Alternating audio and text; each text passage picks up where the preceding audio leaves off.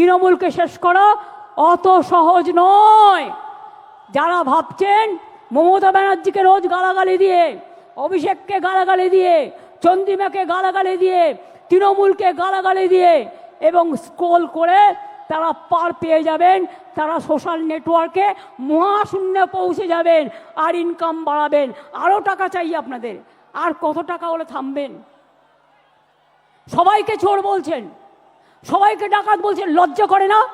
এবার যদি কাউকে চোর বলে, সে যদি চোর না হয়, আপনারা পাল্টা তাদের আন্দোলন করে বলে দিন, এই চোর ডাকাতরা, এরা হচ্ছে চোর চিনে নিন, এরা হচ্ছে ডাকাত চিনে নিন, এরা টাকা খাচ্ছে চিনে নিন, এরা কয়লা গরু সব টাকা খায়। তার কারণ বিএসএফের আন্ডারে হচ্ছে বর্ডার, সিআইএসএফের আন্ডারে হচ্ছে কোল, রেল হচ্ছে আরপিএফের আন্ডারে। শিখিয়ে দিয়েছে, আমার পোস্টার ছিঁড়ছে, এত বড় সাহস, বাংলায় থাকবে আর আমার পোস্টার ছিঁড়বে। আমরা ধরে ফেলেছি, আপনাদেরও ধরতে হবে। সেন্ট্রাল ফোর্স মানে বিজেপি নয়, স্টেট ফোর্স মানে তৃণমূল নয়। পুলিশ কাজ করে, প্রশাসন কাজ করে ইম্পার্শিয়ালি, এটা ওদের সবচেয়ে বড় পরিচয়। পুলিশকে পর্যন্ত আপনারা জুতো দিয়ে আঘাত করেন, তার পরিবারকে গালাগালি দেন, তার মা বোনদের গালাগালি দেন, সকলকে গালাগালি দেন। লজ্জা করে না আপনাদের? তাই মনে রাখবেন, এই দেখুন, ইউনিয়ন হোম মিনিস্টার এবার আমাদের কাছে একটা চিঠি পাঠিয়েছে 7ই জুলাই, এই 11ই জুলাই।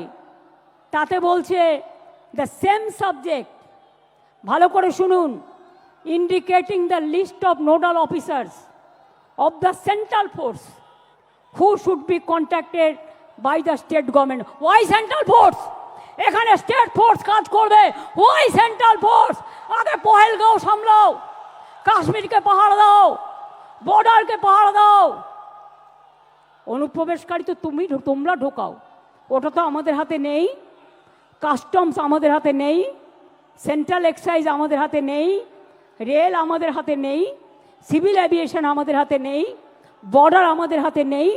কি ভেবেছো ইডি আর সিবিআই পাঠিয়ে সবাইকে ধরবে আর সবাইকে জেলে পাঠাবে? একদিন একটা চ্যালেঞ্জ হয়ে যাক, কত লোককে জেলে জায়গা দিতে পারবেন আমি দেখতে চাই। কত লোককে জেলে জায়গা দিতে পারবেন আমি শুধু দেখতে চাই। এটা আমার চ্যালেঞ্জ রইল বিজেপি পার্টির কাছে।